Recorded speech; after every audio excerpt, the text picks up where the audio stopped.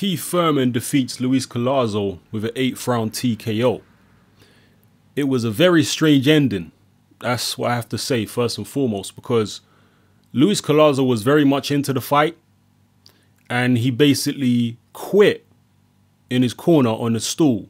When the referee asked him, "Are you okay to continue?" Luis Collazo told him, "I can't see." Collazo was cut. It was a pretty bad cut. Not sure whether it was from a clash of heads or a punch, but he basically quit. And as I say, he was very much in the fight. Definitely wasn't ahead in the fight. Thurman was probably ahead by a good 3-4 points or 2-3 points, but still, Collazo managed to hurt Keith Thurman in the 5th with a body shot. Thurman nearly went down from the punch. The first couple rounds, Thurman was coming forward. I think Collazo wanted to see what this power was all about from Keith Thurman. And after a couple of rounds, he realized the power wasn't as serious as he expected. And it then turned into a typical Luis Collazo fight. All the fights, particularly the major fights I've seen of Luis Collazo, he's coming forward and applying pressure. Luis Collazo, if he's nothing else, is a very strong welterweight. He always has been. When he fought Ricky Hatton, and remember Ricky Hatton's a pressure fighter, Luis Collazo was pushing Hatton back. It was an unusual situation for Hatton to be in. But particularly when you compare Thurman's performance to Khan's performance was much better. He was much more controlled. He wasn't running as much as Keith Thurman was running, because literally Keith Thurman was running. Khan was moving around the ring at a steady, relaxed, controlled pace against Luis Collazo. One thing I have to say though is Luis Collazo's defense was a lot tighter in this fight against Thurman than it was against Khan. In the Khan fight, he was coming forward with his hands down. I don't know what the hell Collazo was doing actually in the Khan fight.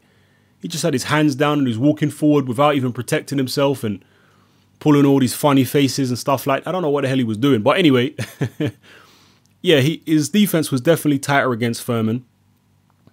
But nonetheless, Khan boxed a lot better on the back foot than Thurman did. Thurman was moving way too much. The strength of Luis Collazo was really telling in the clinches and what have you, and he was hurting Keith Thurman to the body. And this was definitely, I would say, the worst performance of Keith Thurman's career. Not impressive at all.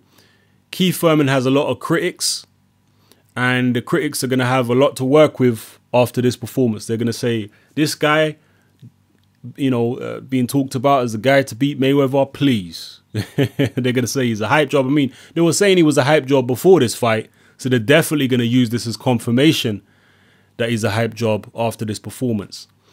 Me personally, I know how awkward Luis Collazo can be. He's a strong guy. Yes, he's pretty much just a high-level journeyman. He's not a top 10 welterweight. But he's one of them kind of guys that can make good fighters look bad. The only guy I can think of, again, Luis Collazo's had plenty of fights which I haven't seen, but the only fight I can think of against a top fighter that Luis Collazo had, which he lost easily, apart from the Khan fight, was Shane Mosley. And Mosley was actually able to back Collazo up and, you know, get him off a lot easier than Khan or Keith Thurman. So Keith Thurman certainly has punching power, but I think it's fair to say a guy like Shane Mosley's probably maybe, well, you know, back then, Shane Mosley was probably stronger, maybe hit harder than Keith Thurman. Shane Mosley always had a tremendous punch. We know that. But we're finding more out about Keith Thurman, as we do with all fighters, particularly young fighters, each time out that we see them. So yeah, not an impressive performance. Worrying to see him hurt to the body like that. I mean, anyone can get hurt to the body, but you really wanted to see a more commanding performance from Keith Thurman. Again, Collazo's a big, strong welterweight. He pushes most guys back. But Keith Thurman's supposed to be just as big and strong, if not bigger and stronger than Luis Collazo. So it was alarming. And as far as Keith Thurman against Mayweather, it's a totally different fight.